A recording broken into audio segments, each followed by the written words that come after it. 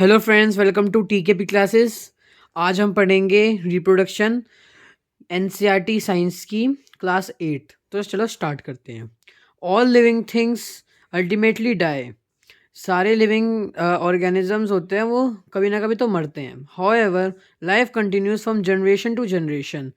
सारे लेकिन life continue होती है जनरेशन से जनरेशन पे। Because living things can produce young one, क्योंकि लिविंग थिंग्स होते हैं वो प्रोड्यूस कर सकते हैं यंग वंस को ऑफ अपने सेम काइंड के। तो रिप्रोडक्शन एक प्रोसेस है। रिप्रोडक्शन इज द प्रोसेस और by which living things produce young ones of their own kind. तो रिप्रोडक्शन एक प्रोसेस है जिसमें लिविंग थिंग्स रिप्रोड्यूस करते हैं अपने जैसे ओन।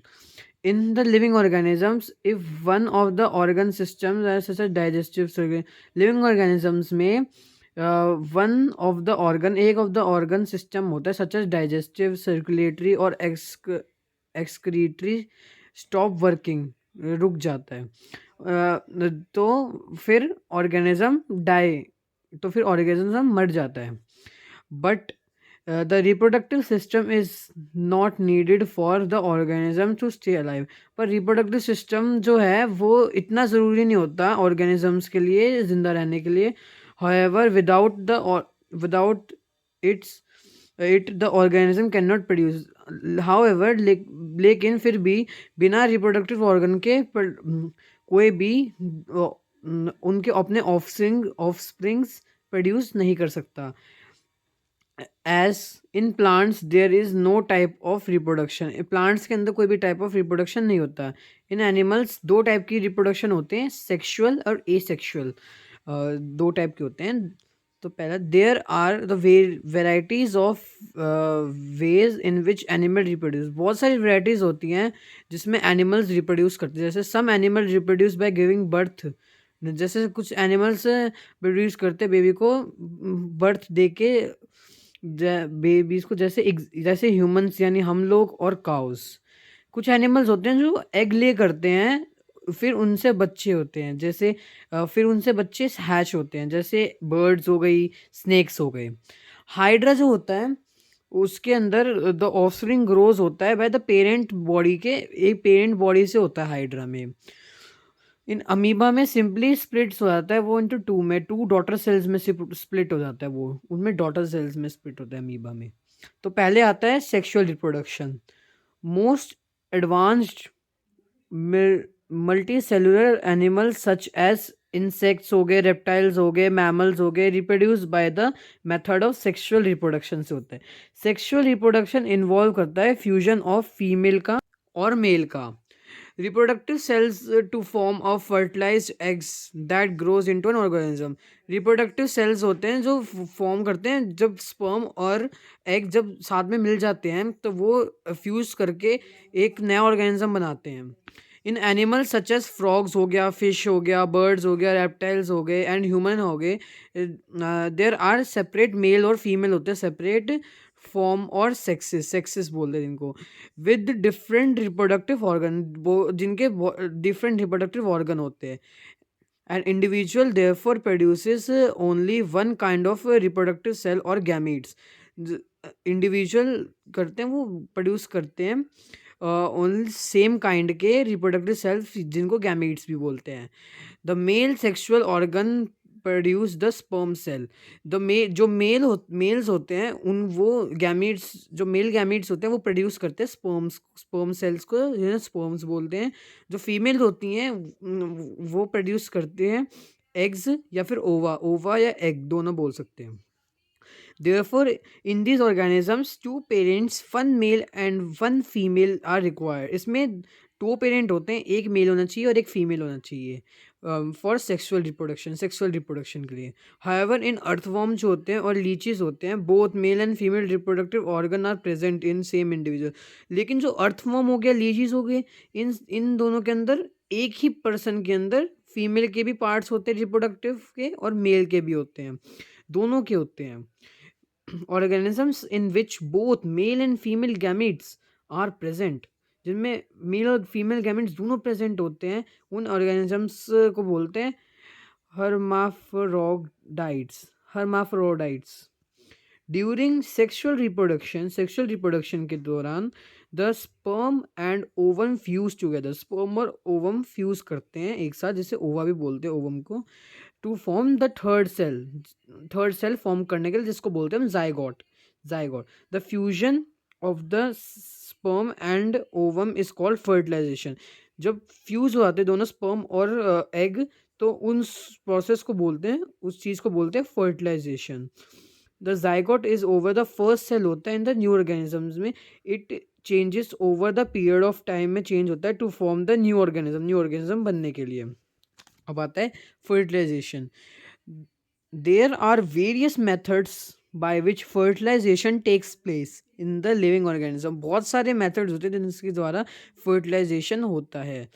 एक्सटर्नल फर्टिलाइजेशन होता है और इंटरनल फर्टिलाइजेशन भी होता है। दो होते हैं इसमें। पहले external fertilization, sea animals such as starfish and jellyfish gather a large groups in the water. Large groups होते हैं इनके वाटर में। दे ले, वो लेज, एग को लेज ले करते हैं, एंड स्पर्म टुगेदर, और स्पर्म को भी करते हैं, दोनों को एक साथ। On the surface of water पे, जो सर वाटर के सरफेस पे जो स्पर्म और एग होता है वो फ्यूज करता है इन द वाटर, जो जाइगोट बना देता है। द जाइगोट डेवलप होता है in the new individual in the process is fertilization. This type of fertilization is known as external fertilization. इस फर्टिलाइजेशन को बोलते हैं external fertilization, as it occurs outside the animal body, क्योंकि ये animal body के बाहर होता है, अंदर नहीं होता है, इसलिए इसको एक्सटर्नल फर्टिलाइजेशन बोलते हैं।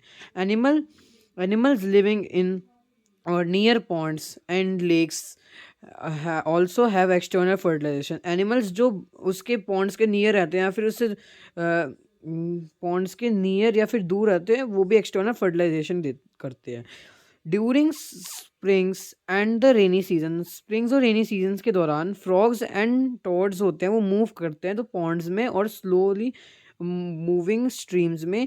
The male and female gasp to each in water. The female lays hundreds of eggs. जो फीमेल होती है वो hundreds of eggs ले करती है। The egg is decayed and do not have a shell. इनके अंदर एग्स के अंदर शेल नहीं होता है। The layer of a jelly like, एक जेली लाइक लेयर सब्सटेंस होता है जो इन सारे एग्स को होल्ड करके रखता है, ताकि वो उसे प्रोटेक्ट कर सके, for the protection of them, उन सब के प्रोटेक्शन के लिए। The male eject sperm directly in the cluster, जो मेल होता है मेल इजेक्ट कर देता है अपना स्पर्म डायरेक्टली उसके अंदर, क्लस्टर के अंदर ऑफ द फ्लोटिंग एग्स के अंदर। The sperm swims in water with the help of the long tail की वजह से वो स्पर्म ना वाटर के अंदर मूव करता है एंड फर्टिलाइज एग, और वो एग के साथ फ्यूज करके फर्टिलाइजेशन हो जाता है। इन फिशेस टू, फिशेस में भी ऐसा ही होता है फर्टिलाइजेशन, इसमें भी एक्सटर्नल होती है। अब आती है इंटरनल फर्टिलाइजेशन, जो कि होती है बर्ड्स के अंदर, रेप्टाइल्स के अंदर, मैमल्स के अंदर। The male deposits the sperm inside the reproductive system, जो मेल होता है वो अपना स्पर्म फीमेल के बॉडी के अंदर डिपॉजिट करता है। Fertilization occurs in and zygote बनता है उससे, इनसाइड द फीमेल की बॉडी के अंदर जाइगोट बनता है। This type of fertilization is known as in the body is known as internal fertilization बोलते हैं इसको। In earthworms fertilization is internal, earthworms के अंदर भी फर्टिलाइजेशन इंटरनल होता है। And earthworms through the hermaphrodite does not fertilize itself, और earthworm through a hermaphrodite इसके साथ नहीं करता है फर्टिलाइज अपने आप को। Two earthworms come in contact, दो अर्थवर्म एक साथ आते हैं कांटेक्ट में, और वो दोनों and with each other they exchange, वो अपने वो स्पर्म्स को एक्सचेंज करते हैं अपने। द एग्स आर फर्टाइल्ड हो जाते हैं, एग्स फर्टिलाइज हो जाते हैं, eggs eternity with the sperms receive हो जाता है उसके पार्टनर, फ्रॉम द पार्टनर से स्पर्म रिसीव हो जाता है। रिप्रोडक्शन इन ह्यूमंस में कैसे रिप्रोडक्शन होता है?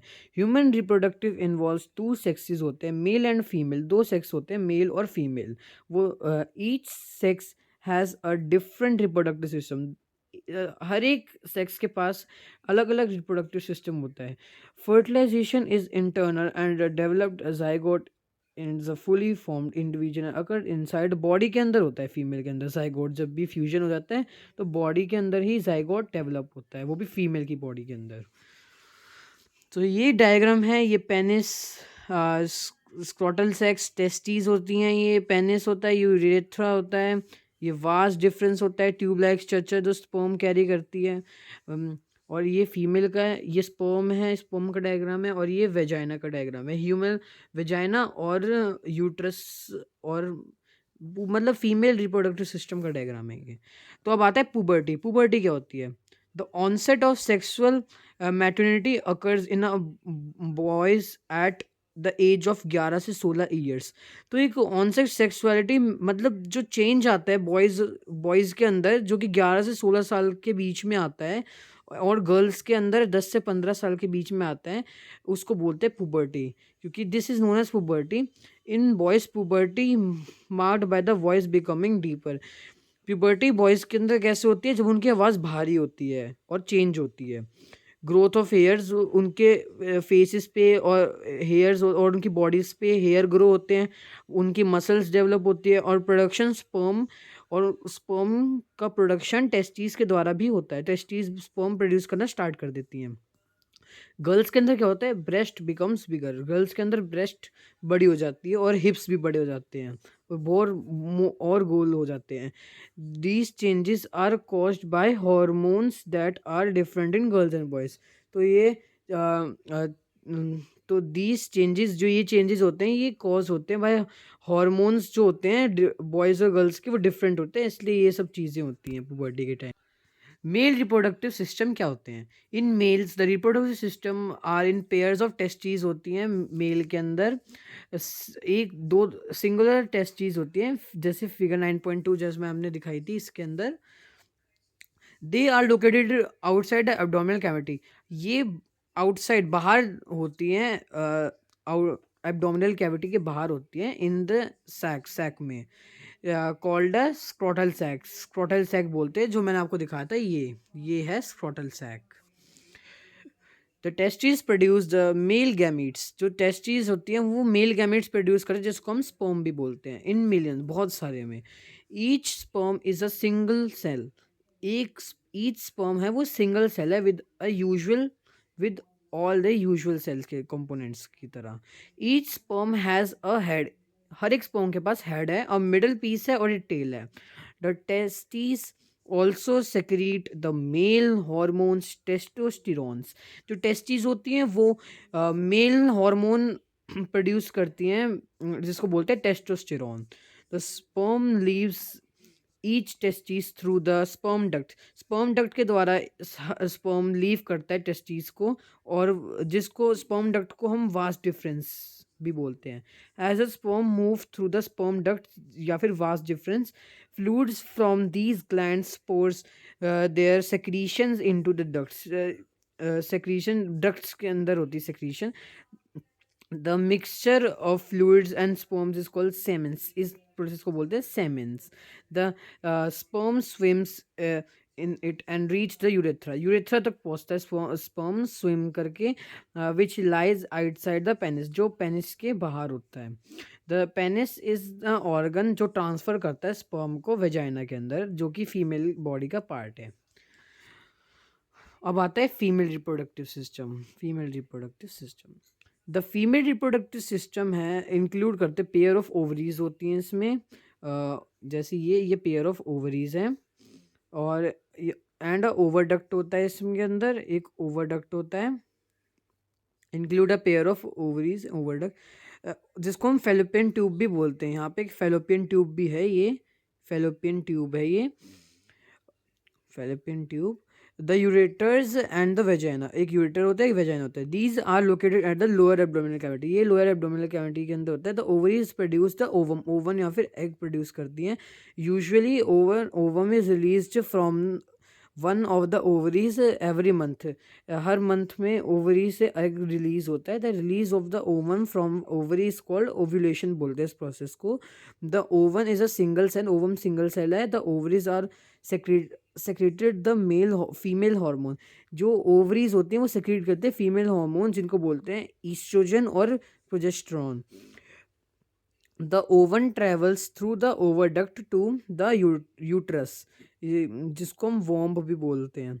The uterus is the muscular bag होता है वो, within which baby develop होता है, जिसके अंदर आफ्टर फर्टिलाइजेशन के the uterus opens to the outside through the vagina. जो यूट्रस होता है वो ओपन्स होता है थ्रू आउट द वेजाइना।